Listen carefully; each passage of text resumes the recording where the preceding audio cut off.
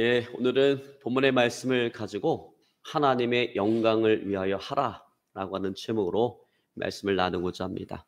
오늘도 말씀 나누기 전에 우리 인사합니다. 앞뒤 또 좌우 바라보시면서 오늘 그렇게 인사합니다. 하나님의 영광을 위해 삽시다. 아멘. 여러분, 하나님의 영광을 위해서 살아가는 인생이 가장 행복하고 복된 인생입니다.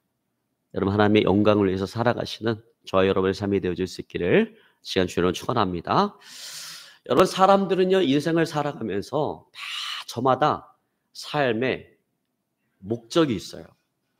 그래서 어린 시절 참 그 가난으로 인해서 힘들고 어렵게 살아온 사람은 남들이 부러워할 만큼 엄청난 재물을 모으는 것이 인생의 목적이 될 수도 있습니다. 또 그런가 하면 배우지 못해서 사람들한테 무시를 받고 살아온 사람들은 자녀를 통해서 그것을 보상받으려고 합니다. 그래서 자녀의 교육에 자신의 전 생애를 올인을 합니다. 여러분, 그런가 하면요 자기 자신만을 위해서 살아가는 사람도 있습니다. 자신의 그 쾌락과 즐거움만을 위해서 살아갑니다. 자, 여러분, 이렇게 질적인 차이는 있지만 사람들은 삶을 살아가면서 저마다 나름대로의 삶의 목적을 가지고 살아간다라는 거예요. 그리고 그 목적을 이루었을 때 행복이 기다리고 있다라고 생각을 합니다. 자, 그런데 여러분, 중요한 게 뭐냐면 중요한 것은 그거죠. 이 인생의 목적지가 올바르냐라고 하는 것입니다. 이게 중요하다라는 거예요. 여러분, 목적지가 잘못되어 있으면 엉뚱한 곳에 도착할 수밖에 없듯이 우리의 인생의 목적지가 잘못되어지면 우리가 그렇게 원하고 바라는 행복을 우리가 얻을 수가 없는 거예요. 행복이라고 하는 곳에 도달할 수가 없는 것입니다. 여러분, 그러므로 항상 내가 추구하는 그 인생의 목적지가 과연 바람직한가? 이걸 늘 돌아봐야 된다는 거예요. 내가 올바른 방향으로 가고 있는가를 늘 돌아봐야 된다는 것입니다. 자, 여러분, 그런 의미에서 무엇을 위해서 살아가고 있습니까? 여러분, 인생을 살아가는 그 인생의 목적이 무엇입니까? 여러분, 이 물음에 대해서 나는 하나님의 영광을 위해서 살아간다라고 말할 수 있다면, 정말 내 마음 중심에서 나는 하나님의 영광을 위해서 살아간다라고 말할 수 있다면 이 사람은 인생의 목적지를 제대로 설정한 것입니다. 여러분, 그에게는 이 땅을 살아가는 동안에 하나님께서 약속하신 땅의 복을 얻게 되어질 것입니다. 그리고 이 땅에서의 삶을 다하고 하나님 앞에 부름받는 그날에 하늘의 상급과 면류관이 기다리고 있을 것입니다. 여러분, 성경은 분명하게 이것을 우리에게 약속해 주고 있습니다. 여러분, 마태복음 6장 31절로 33절에 보면 이렇게 말씀합니다. 그러므로 염려하여 이르기를 무엇을 먹을까? 무엇을 마실까? 무엇을 입을까? 하지 말라. 이는 다 이방인들이 구하는 것이라. 너희 하늘 아버지께서는 너희에게 있어야 할 것을 아시느니라. 그러므로 너희는 먼저 그의 나라와 영광을 구하라. 그러면 이 모든 것을 너희에게 더하시리라. 여러분, 하나님의 나라와 영광을 구한다는 게 무슨 얘기예요? 하나님의 영광을 위해서 살아가는 거죠. 하나님의 영광을 위해서 살아갈 때 이 모든 것들을 너희들에게 채워주시겠다라는 것입니다. 또 마태복음 25장 21절에 보니까 이렇게 말씀합니다. 그 주인이 이르되 잘하였도다. 착하고 충성된 종아. 내가 작은 일에 충성하였음에 내가 많은 것으로 네게 맡기리니 내 주인의 즐거움에 참여하라. 여러분, 또 디모데후서 4장 7절로 8절에 보니까 이렇게 말씀합니다. 내가 선한 싸움을 싸우고 달려갈 길을 마치고 믿음을 지켰으니 이제 후로 나를 위하여 의의 면류관이 준비되었으므로 주 곧 의로운 재판장께서 그날에 내게 주실 것이니 라고 말씀하고 있습니다. 여러분, 그렇습니다. 이렇게 하나님의 영광을 위해서 살아갈 때 하나님은 우리의 필요한 모든 것들을 채워주실 뿐만 아니라 하늘의 상급과 면류관을 예비해 주시는 것입니다. 그래서 여러분, 하나님의 영광을 위해서 살아가는 것이야말로 우리가 땅의 축복과 하늘의 상급이라고 하는 두 마리 토끼를 다 잡을 수 있는 유일한 인생의 길인 것입니다. 여러분, 믿으시길 주로 축원합니다.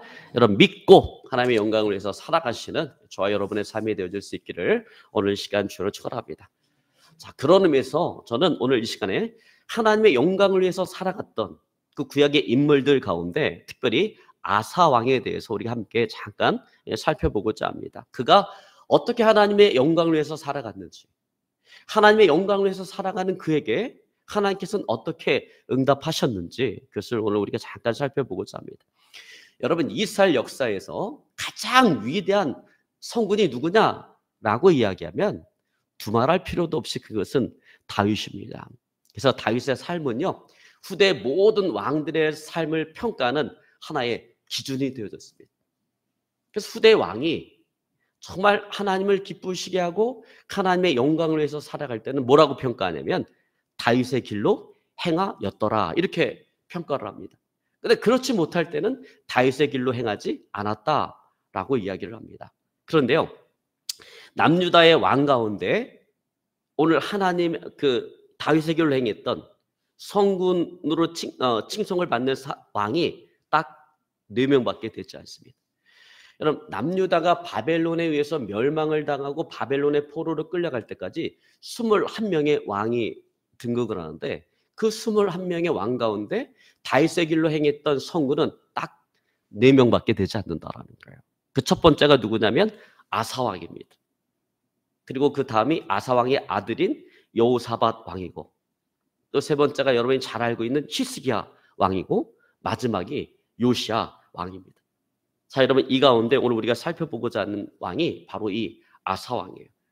여러분, 아사왕은 솔로몬 왕의 증손자입니다. 그래서 이 아사가 왕이 되었을 때 그가 했던 가장 위대한 일이 뭐냐면 그 땅의 우상 숭배를 척결한 것이었어요. 아사가 왕이 되자마자 그의 증조 할아버지였던 솔로몬 왕이 그 땅, 이 거룩한 땅에 들여왔던 모든 우상들을 이 아사 왕이 다 철폐를 했습니다. 척결을 했습니다. 그래서 역대하 14장 2절로 5절에 보면 이렇게 기록하고 있습니다. 아사가 그의 하나님 여호와 보시기에 선과 정의를 행하여 이방 제단과 산당을 없애고 주상을 깨트리며 아세라 상을 찢고 유다 사람에게 명하여 그 조상들의 하나님 여호와를 찾게 하며 그의 율법과 명령을 행하게 하고 또 유다 모든 성읍에서 산당과 태양상을 없애매 나라가 그 앞에서 평안함을 누리니라. 자, 그렇습니다. 아사가 남유다의 왕이 되어서 하나님의 영광을 위해서 그 가장 먼저 한 일은 뭐냐면 우상 숭배를 척결한 것이었어요. 유다 땅의 우상에게 제사를 드리는 그 산당을 다 부셔버리고 회파하고 그 열조의 하나님 여호와만을 예배하도록 만들었다라는 것입니다. 여러분, 그렇게 했을 때 오늘 하나님은 아사 왕의 이와 같은 믿음의 행동을 기뻐 받으시고 오늘 어떻게 해주셨냐? 그 땅에 평안함을 주셨다, 이렇게 얘기합니다. 여러분, 그 땅에 평안함을 주셨다는 얘기 무슨 얘기냐면 그 땅에 전쟁이 사라졌다라는 거예요. 더 이상 전쟁이 없게 하셨다라고 하는 것입니다. 여러분, 이처럼 우리가 하나님의 영광을 위해서 살아갈 때 하나님은 가만히 계시지 않는다라는 거예요. 반드시 거기에 대한 보상을 해주신다라는 거예요. 하나님의 영광을 위해서 우상 숭배를 척결한 아사 왕에게 그에 대한 보답으로 그 땅에 평안함을 주셨던 것처럼 우리가 하나님의 영광을 위해서 살아갈 때 하나님은 우리 안에, 우리 가정에, 내가 속한 그 일터에 하나님은 뭘 주신다라는 거예요? 평안함을 주신다라는 것입니다. 여러분, 그러므로 내 안에 기쁨이 없고 평안이 없고 우리 가정에 우환이 끊임없이 계속되어지고 있다라고 한다면 여러분 어떻게 해야 되겠습니까? 여러분, 그 급한 불을 끄기 위해서 이리저리 뛰어다니면서 우리가 분주하게 살아갈 것이 아니라 어떻게 해야 되는가? 우리 인생의 목적을 바꿔야 된다라는 거예요. 우리의 삶의 목적을 바꿔야 된다라는 거예요. 그동안 나의 영광을 위해서 살아왔다면 이제 하나님의 영광을 위해서 살아가는 인생이 되어져야 된다라는 것입니다. 여러분, 그렇게 할 때 하나님 우리에게 뭘 주시는 거예요? 평안함을 주시는 것입니다. 형통함을 주시는 것입니다. 여러분, 믿으시기를 주를 축원합니다.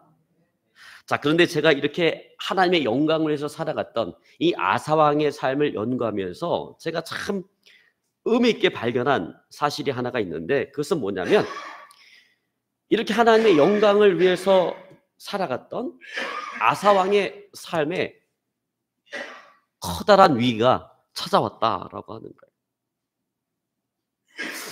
자, 그것은 이 구스 나라, 오늘날로 이야기하자면 이디오피아인데 구스 나라의 그 세라 장군이 100만 대군을 이끌고 또 300승의 병거를 이끌고 남유다를 쳐들어온 거예요. 근데 여러분 그 당시에 남유다의 병력이 어느 정도였었냐면 큰 방패를 잡고 창을 든 그 병사가 30만, 그리고 작은 방패를 들고 활을 가진 자가 28만이에요. 다 합쳐봤자 58만 뿐이 되지 않는 거예요. 근데 여러분 58만으로 지금 쳐들어온 100만 대군과 싸워서 이긴다라고 하는 것은 어려운 거예요. 그 전쟁에서 승리하기에는 턱없이 부족한 그런 병력이었던 것입니다. 자, 여러분 이것이 지금 하나님의 영광을 위해서 살아가고 있는 아사왕이 직면한 그의 삶의 현실이다라고 하는 거예요. 여러분 만약에 우리가 이런 상황 가운데 놓여 있다면, 이런 환경 가운데 놓여 있다면 여러분 어떤 생각이 들겠어요? 어떤 마음이 들겠어요? 아니 하나님, 내가 하나님의 영광을 위해서 이 땅의 우상 숭배를 철폐하고 내가 하나님의 영광을 위해서 살아가는데 어째 내 인생에 내 삶에 이런 일이 다가옵니까? 이게 왜 날벼락입니까? 아니 내가 하나님의 영광을 위해서 살아가면 다 잘되게 해주셔야 되는 거 아닙니까? 그런데 왜 내 인생에 이런 위기가 찾아옵니까? 그렇게 원망하고 불평했을지도 모르겠습니다. 근데요, 오늘 아사왕은 그렇게 하지 않았다는 거예요.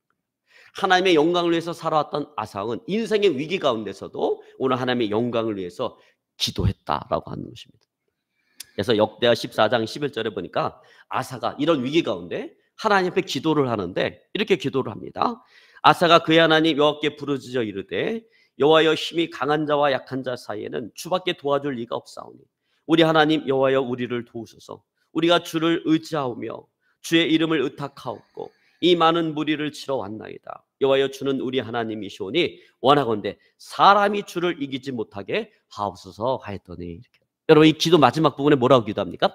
사람이 주를 이기지 못하게 하여 주십시오. 여기 사람은 누굴 얘기하는 거예요? 구스의 그 100만 대군을 이야기하는 거예요. 그 100만 대군이 누구를 이기지 못하게 해달라고? 하나님을 이기지 못하게. 이게 무슨 말이냐면 이 구스의 100만 대군이 남유다를, 하나님만을 섬기고 있는, 하나님의 영광을 위해서 살아가고 있는 남유다를 이기지 못하게 해달라는 거예요. 왜? 여러분 그러면 하나님의 영광 가려지잖아요. 응? 남유다가 열심히 하나님을 잘 섬기는데, 하나님의 영광을 위해서 살아가는데, 아니 하나님의 영광을 위해서 살아가는 이 나라가 하나님을 모르는 이 구스, 이 100만 대군에 의해서 멸망을 당한다면 이게 하나님의 영광이 가려지는 일 아닙니까? 그러니까 하나님의 영광을 위해서 하나님, 사람이 주를 이기지 못하게 해달라라고 하는 거예요. 여러분 이처럼 아상은 인생의 위기의 그 순간에서도 오늘 하나님의 영광을 위해서 기도했다라는 것입니다. 그래서 여러분 우리가 신앙생활할 때요, 처음과 끝이 같아야 돼요. 여러분 우리가 믿음으로 시작했으면 믿음을 끝을 내야 되는 것입니다. 내가 하나님의 영광을 위해서 살아왔으면 끝도 하나님의 영광을 위해서 가야 되는 거예요. 죽을 때도 하나님의 영광을 위해서 죽어야 되는 거예요. 여러분 이왕 우리가 신앙생활할 거 그렇게 하시기 바랍니다. 여러분 믿음으로 시작했으면 인생에 어떤 위기가 오든, 내 인생에 내가 죽음의 직면에 있든 어떤 상황 가운데 있든 여러분 믿음으로 끝을 내시길 바랍니다. 하나님의 영광으로 시작했으면 하나님의 영광으로 끝을 내시기를 주를 축원합니다. 그러면 하나님 역사하세요. 자, 그래서 하나님께서 어떻게 역사하시는가? 천사를 보내서 이 구스 군대를 쳐서 아사왕 앞에서, 유다 백성들 그 앞에서 오늘 이 구스의 100만 대군이 패하게 만들어 주셨습니다. 여러분 역대하 14장 13절에 보니까 이렇게 기록하고 있습니다. 아사와 그를 쫓는 자가 구스 사람을 쫓아 그랄까지 이르매 이에 구스 사람이 엎드러지고 살아남은 자가 없으니 이는 여호와 앞에서 패망하였습니다. 노력한 물건이 심히 많았더라. 자, 여기서 여러분 뭘 주목해 보셔야 되냐면 노력한 물건이 심히 많았다라고 하는 이 말을 우리가 주목해야 된다라는 거예요. 여러분 생각해 보세요. 여러분 100만 대군이 전쟁을 치르기 위해서 남유다를 쳐들어왔어요. 그러면 여러분 100만 대군이 전쟁하기 위해서 칼, 창, 활 이것만 가지고 왔을까요? 아니죠, 여러분. 여러분 전쟁이라는 것이 하루 하고 끝내는 게 아니잖아요. 전쟁이라고 하는 것은 오랜 시간에 걸쳐서 싸우는 거예요. 그러다 보니까 당연히 뭐가 따라와야 돼요? 보급부대가 따라와야 돼. 보급품이 따라와야 돼. 여러분 이 보급품이 없으면 100만 대군 쳐들어왔어도 며칠 지나면 굶어 죽을 수밖에 없어요. 그래서 전쟁할 때 제일 중요한 게 뭐예요? 어디를 먼저 부셔버리는 거예요? 보급부대를 먼저 부셔버리는 거예요. 그래서 보급로를 차단시키는 거예요. 보급로를 차단시켜야지 전쟁에서 이길 수 있어. 아니 아무리 100만 대군 쳐들어와도 보급이 되지 않으면 이 100만 대군은 굶어 죽을 수밖에 없는 거예요. 그러니 여러분 구스의 100만 대군이 남유다를 쳐들어올 때 얼마나 많은 보급품을 가져왔겠느냐라는 거예요. 그들이 먹고 쓰고 입을 얼마나 많은 보급품들을 그들이 가지고 왔겠느냐라는 거예요. 자, 그들이 얼마나 많은 보급품을 가져왔는지를 우리는 이 전쟁에서 승리하고 난 이후에 아사왕이 거둬들인 그 전리품으로 하나님께 제사 드리는 그 모습에서 우리는 분명하게 보게 되어집니다. 자, 그 역대하 15장 11절에 보니까 이렇게 기록합니다. 그날에 노력하여 온 물건 중에서 소 700마리, 양 7,000마리로 여호와께 제사를 드리고. 여기서 보면 그날에 노력하여 온 물건 중에서예요. 물건 중에서 소 700마리, 양 7,000마리로 여호와께 제사를 드렸다. 자, 지금 하나님께 제물로 드린 이 제물은 사실상 뭐예요? 구스 군대가 전쟁을 치르기 위해서 애굽에서부터 지금 남유다까지 끌고 온 보급품인 거예요. 왜? 전쟁을 하는 동안 그들이 먹어야 되잖아. 그러니까 끌고 온 이 가축대를 끌고 온 거예요. 왜? 잡아서 먹어야지. 전쟁하는 동안 굶고 전쟁할 수 없잖아요. 그래서 다 끌고 온 거예요. 근데 그 중에서 일부를 가지고 하나님께 제사를 드렸는데 그 일부가 얼마인가? 소하고 양을 합쳐서 7,700마리다라는 것입니다. 여러분, 우리는 성경 읽을 때 제사 그러면 우리가 가장 먼저 떠오르는 제사가 어떤 제사예요? 솔로몬의 1,000번째. 솔로몬이 양 1,000마리를 가지고 하나님 앞에 제사를 드렸잖아요. 근데 오늘 아사왕이 드린 제사는 솔로몬의 1,000 제사는 견줄 수가 없어요. 소 700마리하고 양 7,000마리를 가지고 오늘 하나님께 제사를 드렸다는 것입니다. 여러분 한번 생각해 보십시오. 그날의 전쟁을 통해서 오늘 아사왕이 거둬들인 이 전리품이 얼마나 큰 것인가, 얼마나 어마어마한 것인가. 아니, 하나님께 제사 드리기 위해서 드린 소가 700마리, 양이 7,000마리면 그날에 거둬들인 그 가축대가 얼마나 많았겠는가라고 하는 거예요. 자, 그리고 애들이 전쟁을 하기 위해서 100만 명이 왔어요. 그럼 100만 명이 칼 한 자루, 창 한 자루, 활 하나씩 가지고 왔다고 한번 계산해 보세요. 그러면 그날에 100만 개의 칼, 100만 개의 창, 100만 개의 활을 받아들여요. 그러면 화살은 또 얼마나 많았겠어요. 근데 여러분 이거 한번 생각해 보세요. 이것을 남유다가 자기네들이 직접 이것을 마련한다고 한번 생각해 보세요. 어마어마한 재정이 투입되고 어마어마한 시간이 걸렸을 거예요. 자, 그리고 그들이 기념학살에 또 300승의 병거를 끌고 왔다. 여러분, 이 병거라고 하는 것은 오늘날로 이야기하면 뭐와 같은 거냐면 탱크와 같은 거예요. 탱크. 그러니까 이집트에서부터 이 구스가 이디오피아니까 그 이집트 땅에 있는 거 아니에요? 이집트에서 탱크 100만 대를 끌고 와갖고 오늘날로 이야기하자면 곧사람이 누구에게 준 거예요? 이스라엘에게 그 탱크 300대를 그냥 거저 준 거예요.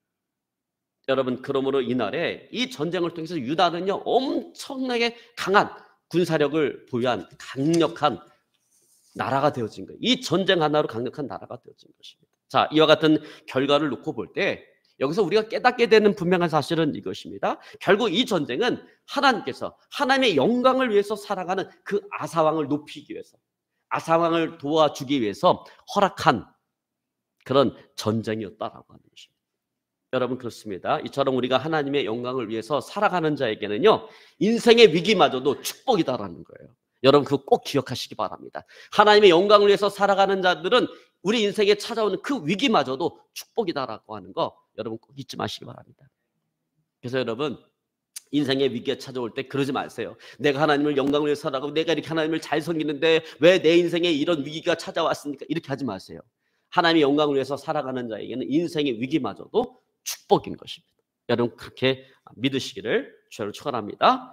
여러분, 그래요. 여러분, 연이 하늘 높이 날아오르기 위해서는 반드시 바람이 필요해요. 여러분, 바람이 없으면 아무리 잘 만든 연도 절대로 하늘로 올라 나를 수가 없습니다. 근데 여러분, 우리의 인생이라는 게 그렇다라는 거예요. 여러분, 정말 우리의 인생이 빛을 보길 원한다면, 내 인생에 전성기가 오길 원한다면 반드시 우리 인생에 뭐가 있어야 돼요? 바람이 있어야 되는 것입니다. 여러분, 어린 다윗이 그 어린 나이에 이스라엘 군대의 총사령관이 될 수 있었던 것은 그의 인생 앞에 골리앗이라고 하는 바람이 있었기 때문에 그렇습니다. 여러분, 한나에게는요 분인나라고 하는 그 바람이 있었기 때문에, 분인나가 끊임없이 한나의 마음을 괴롭게 했기 때문에 한나는 하나님 앞에 기도할 수밖에 없었고, 그래서 영적으로 어두웠던 그 사사시대 그 영적인 어둠을 밝히는 영적 지도자인 사무엘을 낳는 믿음의 어머니가 되어줄 수가 있었던 것입니다. 여러분 마찬가지예요. 마찬가지로 오늘 하나님의 영광을 위해서 살아가는 아사왕을 높이기 위해서 오늘 하나님께서는 구스라고 하는 인생의 바람을 허락해 주셨다라고 하는 것입니다. 여러분 그렇습니다. 하나님의 영광을 위해서 살아가는 자에게 찾아오는 인생의 바람은 그의 삶을 업그레이드하기 위한 하나님의 축복인 것입니다. 여러분 믿으시기를 저는 축원합니다. 그러면 여러분 인생의 위 앞에서 절망하지 말고 낙심하지 말고 하나님의 영광을 위해서 끝까지 하나님의 영광을 위해서 살아가고 기도하시기를 저는 축원합니다. 하나님은요 하나님의 영광을 위해서 살아가는 자를요 절대 망하게 하지 않아요. 절대 무너지게 하지 않습니다. 여러분 저는 신앙생활 하면서 정말 이걸 너무나 절절히 느껴요. 여러분. 때로는 우리가 살아가다 죽을 것 같잖아요. 내 인생이 막 죽을 것 같은데 절대 죽지 않는다라는 것입니다. 그거 넘기고 나면요 유익이 얼마나 내 영적인 유익도 얼마나 큰지 내 또 상관에 주어지는 유익이 얼마나 큰지 여러분 우리 인생의 바람 인생의 위기는 결코 우리를 죽이고자 주시는 것이 아니라 우리를 축복하기 위해서 하나님께서 주시는 것입니다. 믿으실 줄은 축원합니다. 반드시 우리를 높이고 또 영광되게 하고 복의 복을 더해 주실 것입니다. 여러분 믿으실 줄은 축원합니다. 자 그렇다면 아사는 왕이니까 그렇다 치는데 그럼 왕이 아닌 우리가 아니 이 세상을 변화시킬 수 있는 힘도 없고 능력도 없는 우리가 어떻게 하나님의 영광을 위해서 살아갈 수가 있겠는가라는 거예요.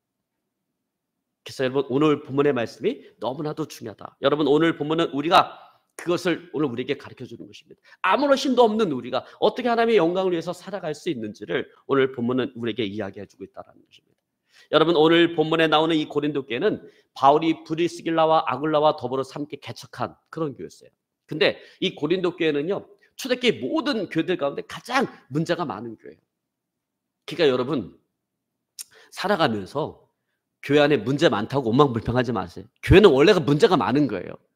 여러분 초대교회도 아니 그렇게 성령이 충만한 고린도 교회도 엄청난 문제가 있는데 하물며 우리 교회에 문제가 없겠어요? 그러니까 여러분 살아가면서 교회가 문제가 많으면 아 이게 정상이다 이게 당연하다 이게 생각해야 돼요. 교회는 다 천사 같은 사람만 모여있고 다 위로받고 그렇지 않아요. 여러분 교회는 상처받은 사람 상처가 이 치유가 필요한 사람 문제가 많은 사람이 다 모여있는 데가 교회. 그래서 교회는 문제가 많을 수밖에 없어요. 근데 이 고린도 교회가 그렇다. 근데 여러분 이 고린도라고 하는 지역이 항구 도시예요. 항구 도시.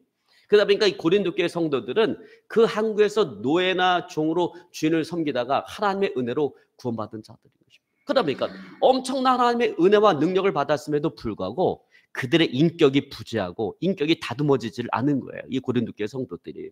그러다 보니까 그들의 말과 행동은 교회 안에서뿐만 아니라 교회 밖에서도 본이 되지를 못하고 그들을 지켜보는 많은 사람들을 시험 들게 만들게 넘어지게 만들게 충분했다라는 것입니다. 여러분 그래서 바울이 오늘 고린도전서 10장 31절에 오늘 고린도 교회 성도들을 향해서 이렇게 이야기하는 겁니다. 유대인에게나 헬라인에게나 하나님의 교회나 거치는 자가 되지 말라. 이 거치는 자가 뭐예요? 이게 걸려 넘어지게 하는 자를 이야기하는 겁니다. 시험 들어서 그 실족하게 만드는 자를 이야기하는 거예요. 그런 자가 되지 말라라는 것입니다. 여러분 그러므로 우리가 하나님의 영광을 위해서 살아가고자 할 때 우리가 가장 먼저 할 일은 뭐냐면 우리의 말과 행동을 조심해야 된다는 거예요. 내가 정말 하나님의 영광을 위해서 살아가고 싶다면 이걸 잘해야 돼. 우리의 말과 행동을 조심해야 된다는 거예요. 나의 말과 행동이 하나님의 영광을 가리우는 도구가 되어져서는 안 된다는 것입니다. 여러분 아우 나는 저 사람 때문에 하나님 믿기가 싫어 이런 말을 들어서는 안 된다는 거예요. 그래서 여러분 우리가 항상 덕이 되는 말을 하고 믿음을 심어줄 수 있는 말을 하고 사람을 세워주고 교회를 세워주는 그런 말을 함으로써 하나님의 영광을 드러내는 자가 되어야 되는 것입니다. 여러분 그런 저와 여러분의 삶이 되어질 수 있기를 주님을 축원합니다. 자 여러분 그런 의미에서 항상 말을 하고 행동을 하기에 앞서 항상 우리가 어떻게 하는 것이 하나님의 영광을 위한 일인가 이것을 깊이 생각하는 자가 되어져야 된다는 거예요. 여러분 깊이 생각할 수 있기를 주님을 축원합니다. 그래서 여러분 항상 말을 할 때 한번 생각해야 돼. 말을 할 때 잠깐 생각을 해야 되는 거예요. 말을 할 때 뭘 생각해야 돼? 내가 어떻게 이야기하는 것이 하나님의 영광을 위한 일이 되어질 것인가? 이거를 우리가 깊이 생각해야 된다. 여러분 그래서 거치는 자가 아니라 어떤 자가 돼? 거치는 자가 아니라 세워주는 자가 되어져야 된다라고 하는 것입니다. 여러분 그렇게 하시길 주님을 축원합니다. 오늘 바울이 그래서 이야기하는 거예요. 그러므로 너희가 먹든지 마시든지 무엇을 하든지, 여러분 먹고 마시고 이게 무슨 우리가 볼 땐 일상적인 삶 아닙니까? 평범한 거 아닙니까? 근데 먹든지 마시든지 무엇을 하든지 다 하나님의 영광을 위하여 하라. 여러분 그런 의미에서 우리가 하는 일도 마찬가지라는 거예요. 여러분 이 세상에는요 하찮은 일이 없어요. 이 세상의 일은 다 하나님의 영광을 위해서 할 수 있는 일인 거예요. 여러분 그러므로 우리가 직장에서 또 가정에서 또 사업장에서 어디에서 무슨 일을 하든지 우리가 하는 그런 일들은 하나님의 영광을 위한 일이 되어져야 된다라고 하는 것입니다. 여러분 스위스 출신의 볼프강 아마데우스 모차르트라고 하는 아주 유명한 음악 천재가 있습니다. 잘 아시잖아요. 모차르트 잘 아시잖아요. 얼마나 음악적인 천재인지. 모차르트는요 3살 때 피아노를 쳤고 5살 때 미니에트를 작곡을 했고 9살 때 심포니를 작곡을 했습니다. 그런데 모차르트가 그렇게 음악의 천재성을 가지고 있는데 안타까운 것은 뭐냐면 34살에 죽었어요. 요절을 했습니다.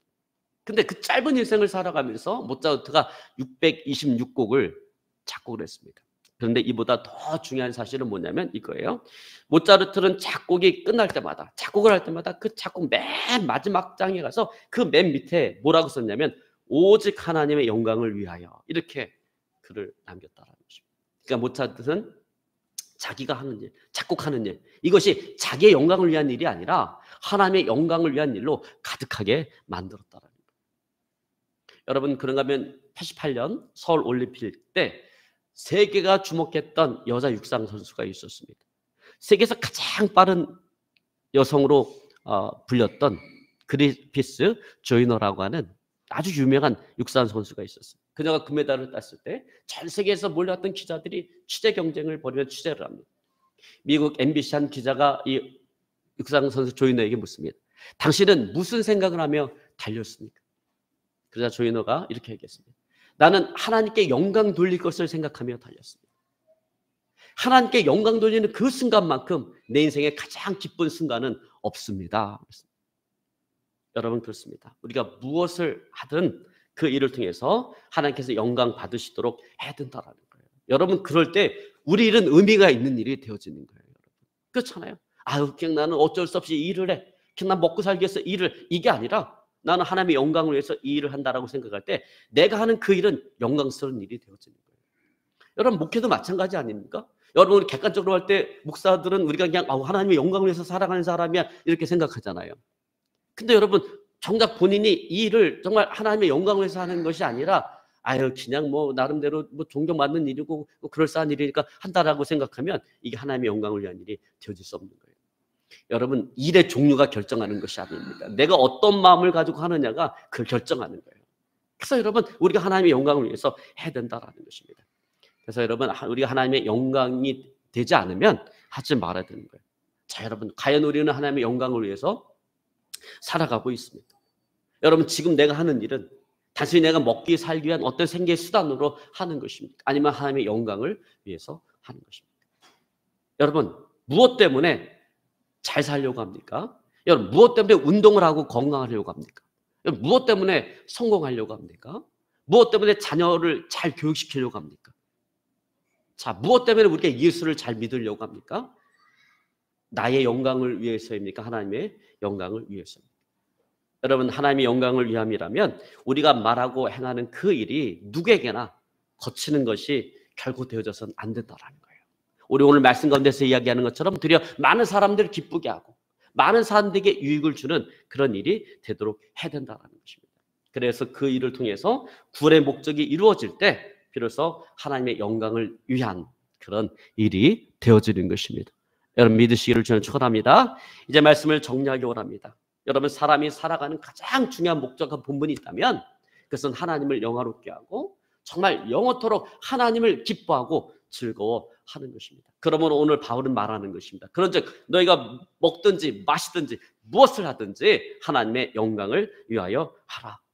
오늘 고린도 교회 성도들은 이 바울의 권면을 받아들여서 그들의 인생과 신앙의 목적을 다시금 올바르게 만들었을 때 문제가 해결되어지고 오늘 하나님의 큰 은혜와 축복을 받게 되어진 것입니다. 여러분 마찬가지입니다. 우리가 무엇을 하든지 하나님께 영광 돌리고자 결단하고 행할 때 우리가 가지고 있는 문제는 해결되어지고 하나님이 주신 큰 은혜와 축복을 받게 되어질 것입니다. 저 여러분, 내가 서 있는 그 자리가 어떠한 자리든지, 때로는 그 자리가 힘들고 어려운 자리일 수도 있어요. 외롭고 고독한 자리일 수도 있어요. 아니면 너무나도 평안하고 형통한 자리일 수도 있겠죠. 그러나 내가 서 있는 그 자리가 어떠한 삶의 자리든지 간에 여러분, 그 자리에서 하나님의 영광을 위해서 내가 살아가리라 여러분 결단하고 행하는 저 여러분의 삶이 되어질 수 있기를 오늘 시간 주님을 축원합니다. 오늘 말씀 붙잡고 간절히 기도합니다. 하나님,